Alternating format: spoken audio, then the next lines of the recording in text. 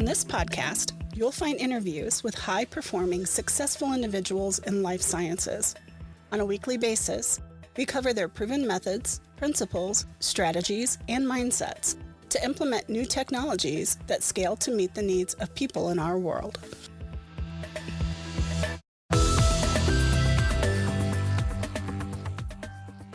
Welcome to the Life Science Success Podcast. Today we're going to be talking about Omnichannel with Dirk Abeel. And for those of you who don't know me, my name is Don Davis. I'm a consultant in life sciences. I help companies manage complexity and increase performance. So with that, welcome, Dirk. Thank you, Davis. Don, I always say, great No catching problem. up again. Catching up again with you. Yeah, same here. So can you tell the listeners just a little bit about yourself? That's always a challenging question to talk about yourself. So, Dirk Abeel, and you know, I always like to explain where my accent is coming from. Originally from Belgium, the Flemish-speaking side. And I started my career in Nestle, Belgium, in the specialized nutrition business as a medical delegate or a sales rep. And then I did the whole parkour, sales management. I went into marketing. I had the pleasure to go then on what I call my biggest adventure and the University of Life to Africa. First in Central and Western Africa, where I was setting up a performance development structure, including an in-house built CRM system. Then from Central and Western Africa, I did the same for the whole of Africa. So building up a team also across the continent in performance development managers, working closely together with marketing, sales enablement, still at that moment, not so common terminology. Then I always like to say I was summoned to go to the headquarters in beautiful Switzerland at Lake Geneva in Vevey to head up the whole, let me call Salesforce excellence, field force excellence team globally. First Nestle Infant Nutrition, but then after the acquisition of Wyatt, also including Wyatt Infant Nutrition.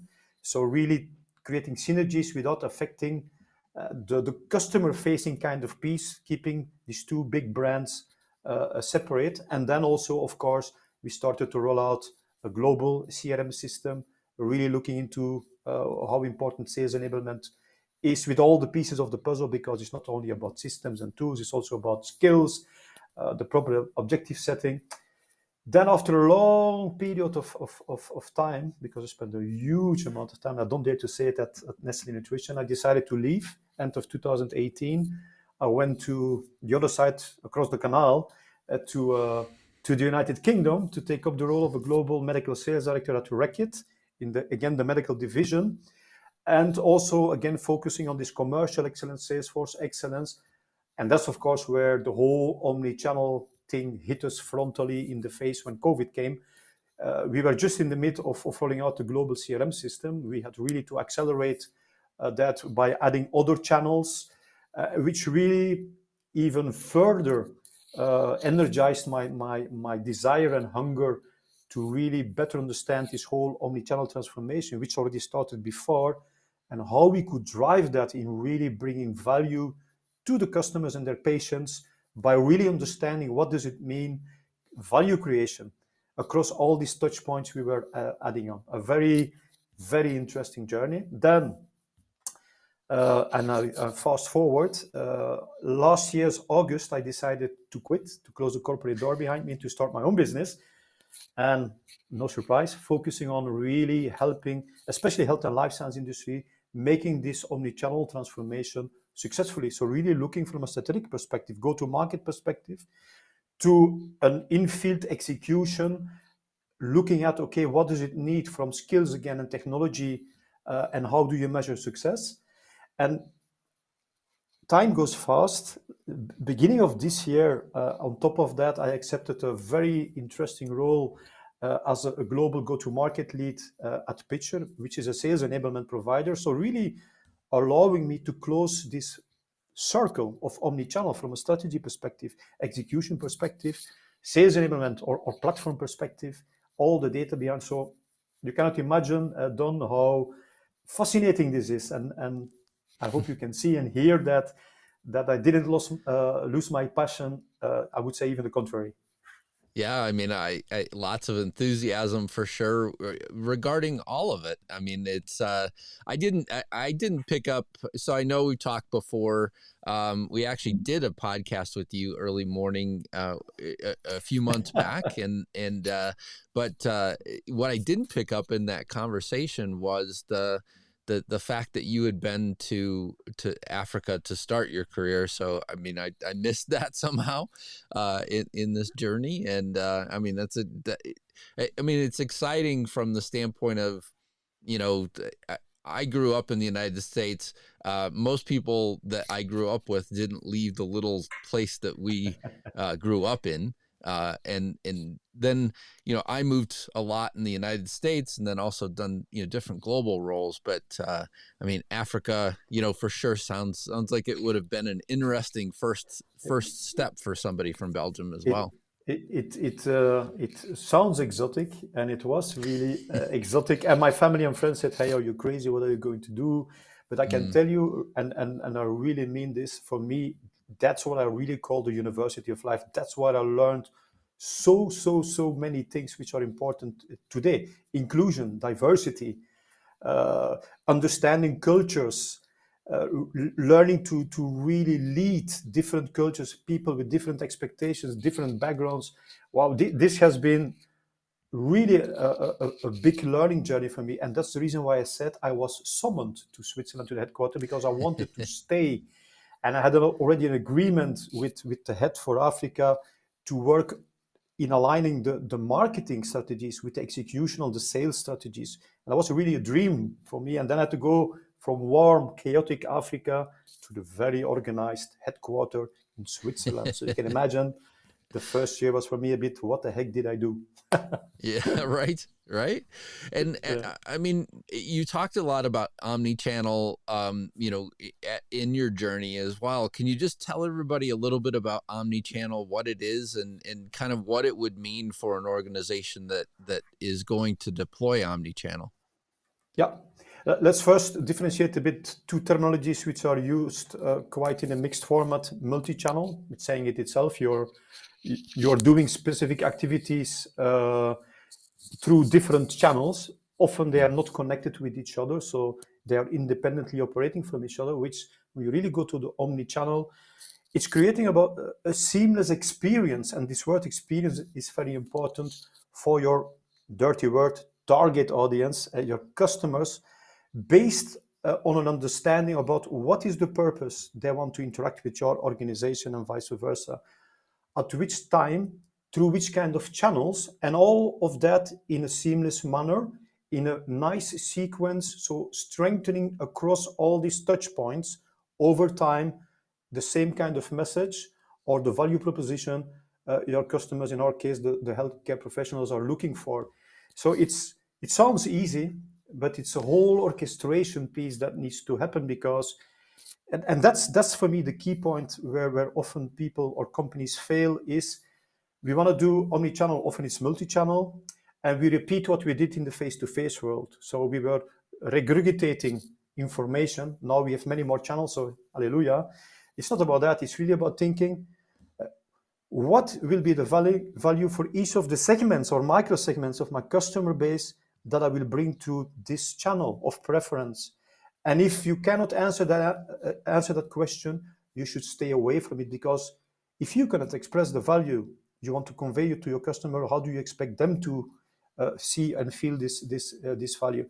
So it's a lot more uh, sensitive, and a lot of dynamics which are happening in the background, hence the importance of having the right tools, Mm, platforms to leverage this, and also thinking about which kind of actionable insights should that generate for your, let me say, commercial organization, marketing and sales engagement teams, but also for your customer and what they're doing with their patients, giving them that same kind of service. and you typically in your description, you were describing omni-channel and then a CRM deployment. Is that normally how it happens? That, you know, there's a CRM being deployed, and then because of that, you know, maybe the sales strategy changes, or are there other things that kind of initiate it? I would say Let's step back. It's a very interesting question because it allows me to explain the importance of doing it in the right way and in the right sequence again. For me, the most critical part, first of all, is as if we were in the pre-COVID time, is what are our branded solution strategies? What is the unique selling proposition we want to bring to our customer base? Who is our customer base? How do we understand them? Who are the stakeholders? And then to say, okay, that's all very nice, high level. How do we make this strategy actionable? So what is it you want to drive with that customer base once you understand who you want to talk with, and hopefully they want to talk with you, is to see, I give an example. We want to drive advocacy for our branded and unbranded solutions. How are you going to do that? So what does that mean? Why is it that someone is not believing in your solution? Do you understand why? Why do they prefer someone else? What is the difference when you have an advocate? Because we want, of course, HCPs to advocate for us because it results in prescriptions, recommendations, and all these nice dollars and euro signs which are coming behind. So that's critical. Then to look at which kind of services and content do we need to make that transition or conversion happening. So that's already a next step. That means that if I take two segments, persona, you're an analytical person and you do not believe in my solution, I will have to address you completely different, not only how I talk to you, but also the collaterals I'm going to use. If you don't believe in the solution, I don't have to start talking. The first thing I tell you is naming the brand you don't believe in. And right. I will have to be very factual. Mm-hmm. So if I go to the opposite side, obviously I can talk about the brand because you're advocating for it, and we can talk about a lot more other things and go a lot more granularly. So that's already very important to understand, because that means, and that's the challenge for marketing, is finding the whole and right metadata tagging strategy to allow technology then based on, let me say, when you start working with machine learning and so on and so forth, that I can suggest what we call today next best of actions. You should use, with Professor Don Davis, you should use this content when you want to talk about this topic, because he's factual and he's a non-believer for that solution. Whereas for the other solution, he's still factual, of course, but he's an advocate. So that's how this whole thing is coming together. And only then you need to see, okay, this Dr. Davis, hopefully there are many in my group of customers, so I can segment them and have 4, 5, 6, 7, 8 different segments. Then I can start understanding what are the channels this segment is using to discuss with me. Face-to-face is one of them, obviously, but could be like we are doing through a video call, a Zoom meeting, could be over WhatsApp, but I need to understand this. Another purpose could be, hey, I want to educate myself. So I want to attend physical congresses on the Bahamas, if possible, physically. If that is not possible, right. It could be a webinar or e-learning. Other channels are popping in. You need to know that.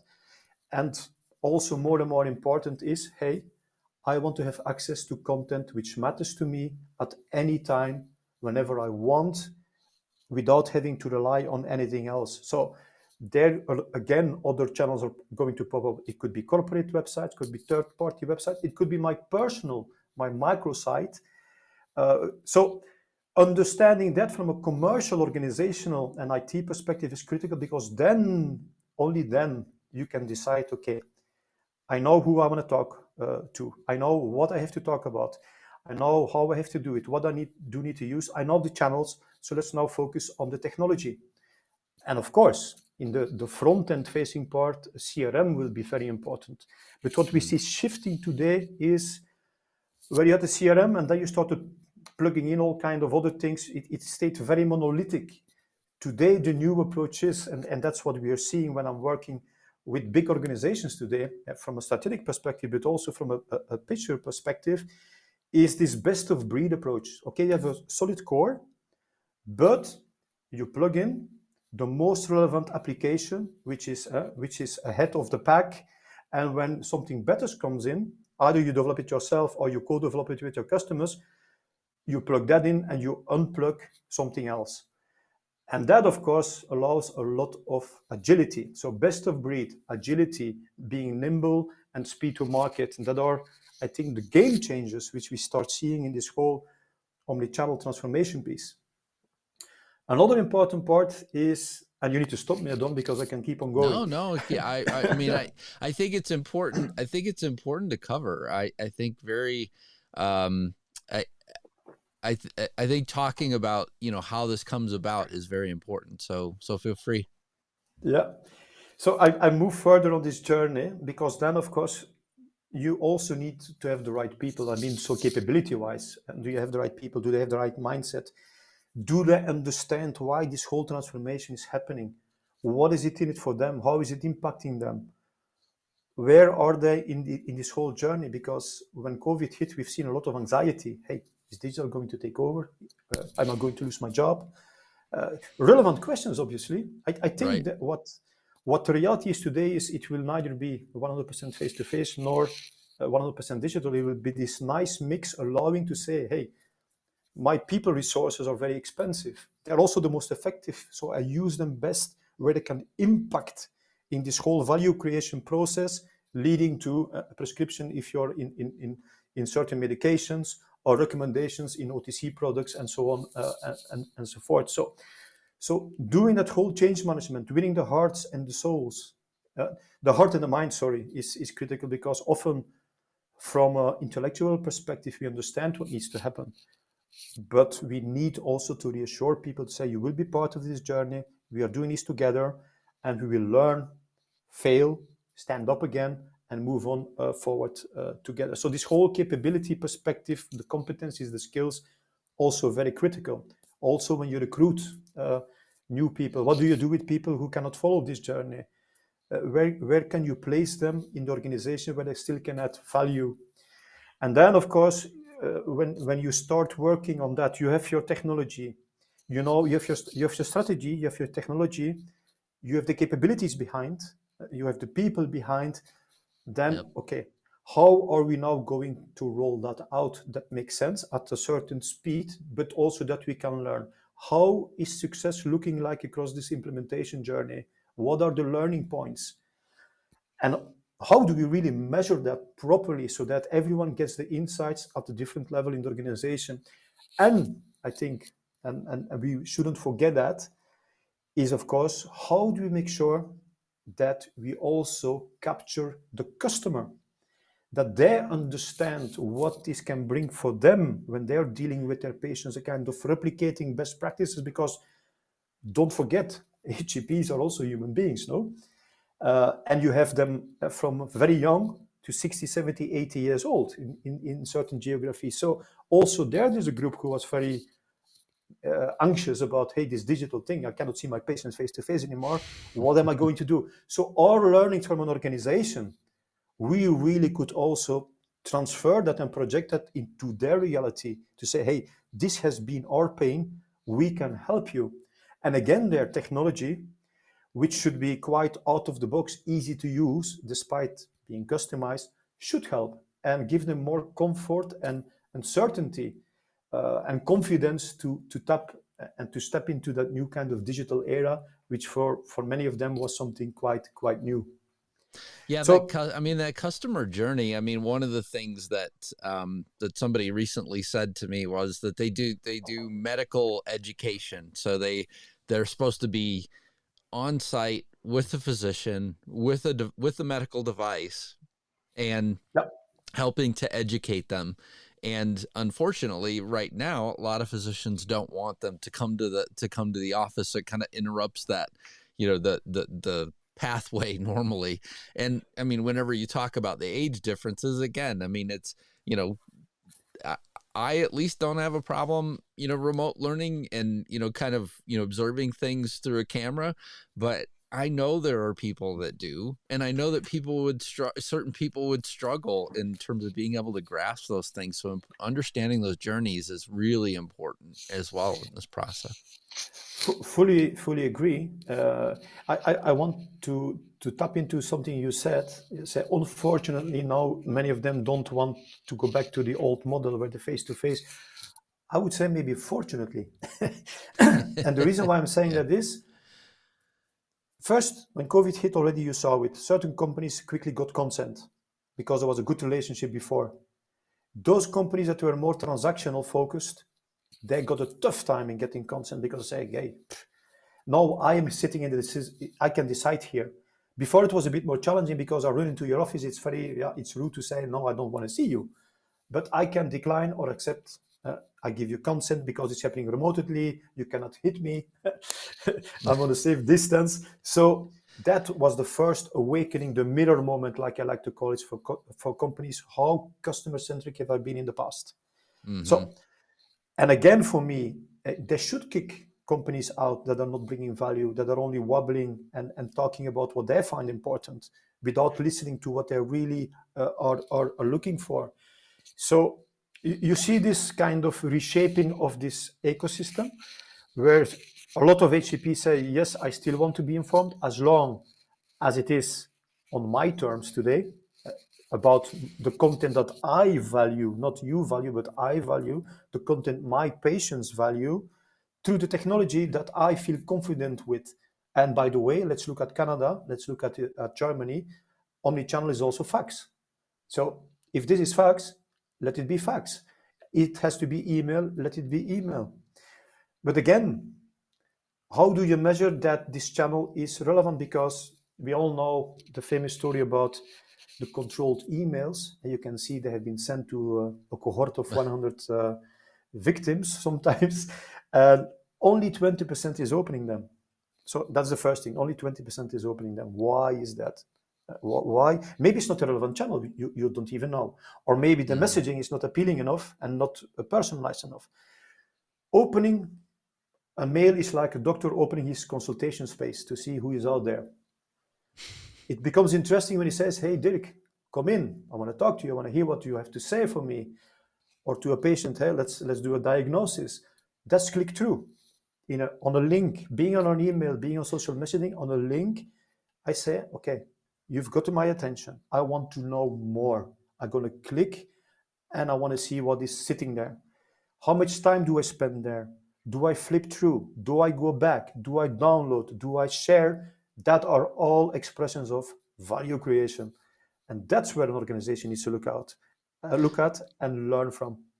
Yeah, and I mean, it all seems to start with, what problems do you solve, not necessarily what products are you offering, right? So Yeah. it's easy to fall into that trap of, I've got this to offer instead of I can help you solve this problem as well. Yeah, even if they ask you, hey, do you have educational material, but don't give me anything branded? Yeah, you can decide as a company that's waste, or you say, no, that's valuable because I build trust. And on the longer term, that might be a much better model than saying, okay, bye-bye. Yeah. Yeah, for sure. So, I mean, since, we met a few months ago, it seems like you've been on podcasts, you've been on panels, and, had different discussions about about Omnichannel with people at, different events. I'm just curious, overall, in terms of the experience that you've had from that, what are some of the key things that you've, spoken about at different events? And then I've got a follow-up question about, kind of, how things have shifted along your consulting career as well. Yeah, I think that the topics are still quite the same. Is this whole, how do you really make omnichannel work? How do you really ingrain it, instill it in people's mind? First of all, across the whole organization, from the CEO to the sales rep, and again, bottom up and all the layers in between. What is the value creation you want to bring? So that's still, and on this journey, you find a lot of health and life sciences companies who are still at the start. Some are in the middle, some are more advanced. But I don't think that anyone really has done it 100% as it could and should be. So, and I think everyone is aware of that. And of course, that was partially due to what happened and the inheritance of the past. There was a technical and there was a technology, there was an IT platform, there was this and that. So yes, we have to deal with that. So we cannot change because it's too disruptive. So we need to bricolage, and we need to put some things on it, try to customize and work. Building on your follow-up question already there a bit, is what you start seeing today is that big organizations now sometimes dare to kick out what they had before. Very disruptive, but to say, okay, it's not a full greenfield, but we will keep the pieces which were good and enhance them with what we think should be future-proof. So that's something you start seeing happening quite recently, which is affecting the big kind of the big guys in the industry, which will push them also to reflect. Because before, if you have a monopoly, it's quite easy. Everyone has to follow you. There are a lot of contenders out there now, so which are eating on that cake. Another point is, a second challenge was, and where you start seeing progression, is too many different data sources in too many different formats. So I always like to say it, we're sitting on a pile of information, which should be gold, but often it's lead, because it cannot talk to each other. It only gives you partially kind of insights. Once you got that sorted out, then you could say, okay, now I have at least some let's say, descriptive data, which is still backward looking. What happened in the past? And a nice example for me is market share. We are so happy to get our market shares, but you're already 1 or 2 months behind. Once you could understand that and knowing where you want to go, then you could start saying, okay, let's look a bit more forward now. We have quality data. They're sitting in the right format, in the right place. We have a data warehouse. We have a data lake. We know what we want to see at the different levels, from the territory level up to the global level, is to start doing what I call, already a bit going in advanced analytics, this more kind of predictive analytics based on what we've seen through machine learning, using machine learning, putting the right algorithms behind, based off what we've seen. This could be a logic next step.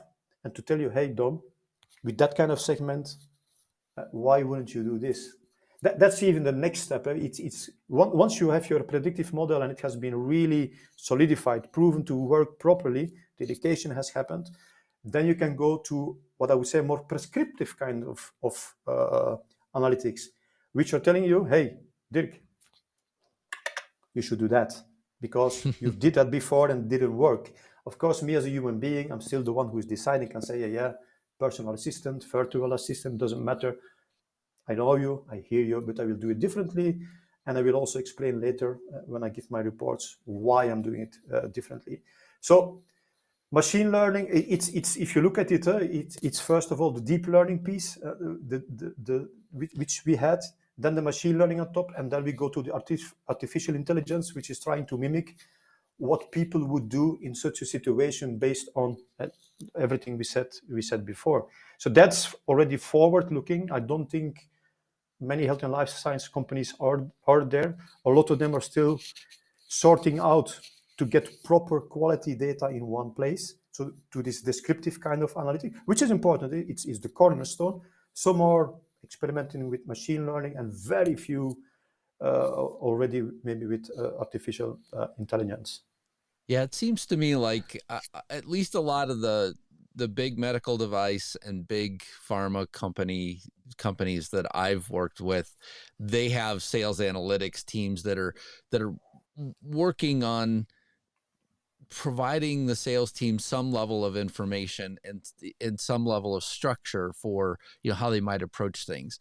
I commonly don't hear, this level of detail though, where they, somebody's really thought through all of the personas and kind of all of the pathways and things like that. And that's where I think, you for sure will have decades worth of work that you could do in this area, which should be good, right? Should be good for you. But also, will be a nice evolution, I would think, for, for companies. Cause I mean, it's a, you mentioned me and kind of the sales process. And oftentimes, I mean, I find myself, so many people just come straight in and say, hey, I've got something, to offer you. And I mean, it's a quick way for me to just shut them down and you just say, hey, look, this isn't something that I want to do. I'm much more of a relationship based person. And so let's start there. and work our way back to, what problems you can solve for me. And then we can have a conversation. So Fully agree, and that's what also in the tech world should be very well understood, because it's not about the technology, it's about, to your point, what is it helping me to sort out, which today is a pain point. And it can be from an effectiveness perspective or an efficiency perspective, it doesn't matter. In the space I'm now working with Pitcher, it's about sales enablement and data and so on and so forth. So that's the critical part to understand. From what is it you want to drive? Then driving adoption, because it's one thing, hey, you signed a contract, there you go. No, then the work starts. Adoption. How Right. are people using it? Understanding why they're using it well, why they're not using it well, so that you can learn together with them. Because for me, in many companies and also in the tech, it's about what we call the ARR, the annual renewable revenue. For me, that's a byproduct of having done a good job. It's about customer satisfaction and customer experience, which automatically lead to customer Right. retention, which is leading to advocacy companies that are willing to talk about your solution because it is bringing what they were expecting or even beyond. And that will lead automatically to renewal of your usage and et cetera, et cetera.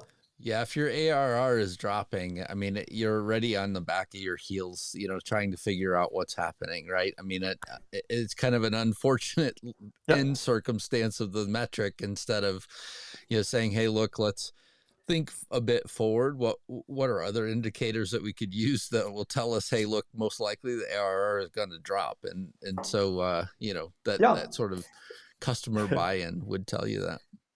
And Yep. if you have a good relationship and it's bringing value, then you can start thinking of upselling. I even say downselling. That's part of being customer centric, to say, hey, you've bought this, but we've seen you're not using it. So we understand why. Let's take it out. And you pay less. Yeah, tough thing to do for a sales guy, no? But that's what Yep. is customer relationship building is about, and being recognized as what you want to be, and what we want is to be recognized as trusted solution partners. So Yeah, not that it's really germane to this conversation, but I remember my cell phone provider calling me one time and saying, hey, look, it seems like you're paying too much. You're on this other contract. Can we convert you and lower your bill? Well, we wouldn't leave them for the longest time because of because of that situation, because, hey, they lowered our bills once. So it was a nice situation for them. In terms of this, applying this methodology for omni-channel, it for sure, I hear that it will work in larger organizations. What about a smaller organization that's maybe just getting started, or have you worked with anybody that's maybe smaller in the space that yeah, and where do they get started, I guess? I think the most important is we've spoken about the importance of having the right data to understand, and when I say data, it should lead to actionable insights. Otherwise, for me, it's meaningless. You have data, but if you give me reports, but it's saying nothing for me, okay, let's forget about it. So it's first having that piece of the puzzle ready, and often it starts with having a good, solid CRM system where you put all your customer data in a uniform place, already thinking about the quality of your data. So being evangelistic about quality of data, avoid free text where it can, allow it where it's needed, work with drop down lists. So all these setting up the basics for future growth. That's for me the first thing, because that's the goal of a good CRM. It's giving visibility about what is happening with the set strategies and its execution, at the condition, of course, that all people, marketing, medical marketing, medical operations in the health and life science, and the medical reps are using it accordingly. So that's where I would start, making sure that everyone understands the importance of putting in the right data, giving value back, the what is in it for me factor, to all the users, because that will drive adoption. That will show them, hey, this system is there to help you. It's not Big Brother. If you want to use it as Big Brother, okay, you could. That we could do in the past as well. So that's where definitely I would start, together with having a solid brand strategy, focusing on this new reality. We need to go where the customer is at the moments that matter. These different kind of channels. Do we have the right strategy? Do we know which kind of collaterals we need? Do we know which channels are the best? Do we know the timing? And so on and so forth. So taking sufficient time to prepare for the next step. And if you start from scratch, if you start from paper, yeah, when I was a medical delegate, we had still paper to write on. I bought an electronic type machine and I asked a job student to type my reports because my handwriting was illegible and my boss was furious. He barred all my files. So no, but it's critical to make sure it's looking at the maturity of your organization from a capability perspective and the people perspective and the tech perspective, and then to do step by step, and that will bring you a long way ahead.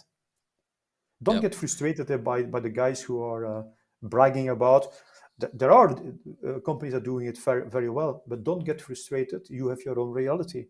And even in these companies where everything is going quite smooth, where the success stories they share on these big health and life science events, that's often for a very particular case in a particular market. In some other markets, they are still in the Stone Age, by manner of speaking. Right. Yeah. Yeah. We all know that global models, kind of fall apart from a process perspective as you go around the world, mainly because we're all so very different, and that approach has to also be different. So there are 3 questions that I like to ask every guest. Dirk, what excites you? What excites me? I could say omnichannel. Huh?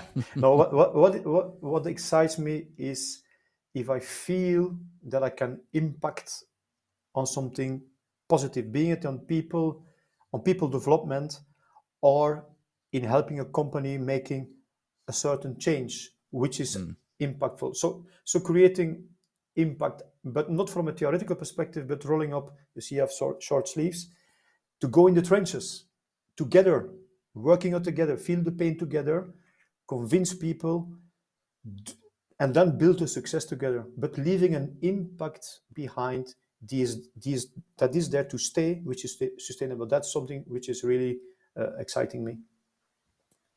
Very good. And what concerns you? What concerns me? Yeah, today there are many things that could concern me if I look at the news. But let's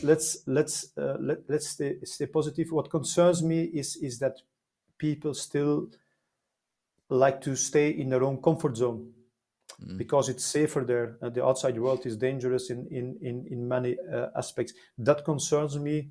The resilience sometimes, which I feel not willing to change. That's what also extinguished, not in the same. It's not a fair comparison. The dinosaur, for example, you need. Not embracing change for me is painful to see because you know that you are lowering your opportunities to be successful in the future. So people should embrace change, and that's part of the journey we are taking to. Is to say, hey, don't be afraid of the change. I also get slapped in the face by change, but it's better to make it your friend and making it part of the way you think and live, because that will really help you overcome that fear. Yeah. So I'll give it a Yeah. positive connotation again. I mean, it's such a great point. I mean, this idea of, being uncomfortable, there are plenty of things to be uncomfortable about. But at the same time, is that discomfort a part of your growth? And if you think of it in that light, instead of staying where you are, you're probably better off being uncomfortable for a little while to try and Yeah. sort out whether or not if this is a part of your growth or not. Agree with you. It's not about it works or not. It's having the courage to try it and to challenge it and to learn from it. Yeah, absolutely. And what inspires you? What inspires me is people that really stick to their ideas, long-term vision, and going against odds, that keep on going. I could give some controversial names. I'm not going to do it, but really people that by having done that have transformed the world in which we live, despite against all odds. I wanted to say, If you look what is happening, and then you already know a bit, it's not about the person itself, but what he has accomplished. If you look at what the revolution which happened in the automotive industry, 5 years ago, people would say, hey, now you have countries that took the decision by 25 in the Nordics, it will only be electric vehicles anymore, new vehicles that we will allow to be sold. So who would have expected that? So having a vision, having the courage, having setbacks, take them. It's coming back to what you said before. Huh? It's try, believe, keep going, and relentlessly pursuing that dream, which one day becomes a reality. And if I look back very far now, and I go 2,000 years back, since that moment, how many things have been realized that at that moment in time were said, hey, it's crazy, it will never happen. It always happens. It always happens. And that's for me a very positive and optimistic kind of forward-looking vision that I want to embrace. There will always don't tell me ever it's not possible. Maybe today it's not possible. It will become possible. Yeah, even stuff that, I mean, could seem like a dream. I mean, you know, I've grown up, and as most likely have you, in this world of, you know, there was no internet before. I remember the first time I heard about the internet and seeing it as kind of like a big catalog of things. And then, you know, now to know that, I mean, things like this could happen, right? We could have an interview live, and it's being broadcast on 2 other, you know, locations at the same exact time that you and I are talking. To me is just, I mean, who would have thought of that? But at the same time, from the innovator's perspective, to your other very good point, you know, those moments of self-doubt that they probably had, thank goodness they continued forward and didn't stop. And so, and I would say the same thing in healthcare. I mean, there's so many great innovations that are here that are dreams that, you know, people, you know, are having to fight each and every day to try and keep alive.